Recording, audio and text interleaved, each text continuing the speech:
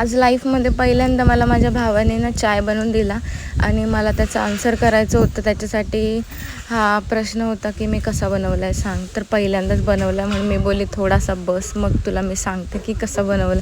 आणि सगळीजणं वेटिंगला होती की माझ्या आन्सरची वाट बघत होती की कसा बनवला. बट मी पिला आधीच आणि थोडासा जास्त गोड होता आणि पण जाऊ दे, इट्स ओके, बनवला त्याला महत्त्व.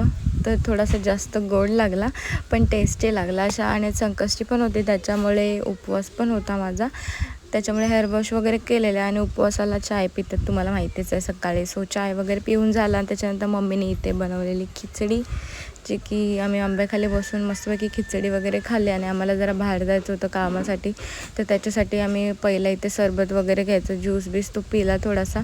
येताना पायनॅपल फ्लेवरचा घेतला, कारण ज्यूस पितच माझं आयुष्य निघून गेला. आजचा दिवस माझा ज्यूसच पिल्यावर झाला. पण माझा ना सगळ्यात जास्त फ्लेवर आवडतो म्हणजे पायनॅपलचा, तो पण असा मिल्कवाला असतो ना, तोच आवडतो. त्याच्यानंतर घरी आले आणि संकष्टीचं जेवण वगैरे होतं, तर मम्मीने मोदक वगैरे बनवलेले. त्याच्यानंतर आमचं पूजन वगैरे झालं आणि नैवेद्य दाखवायचं, नैवेद्य वगैरे दाखवलं आणि मला उद्या जायचं होतं माझ्या घरी. सो हा पसारा सगळा झालेला, हा मला आवरायचा होता, बॅग वगैरे भरून ठेवायची होती. आणि असं नैवेद्याचं जेवण वगैरे झालं.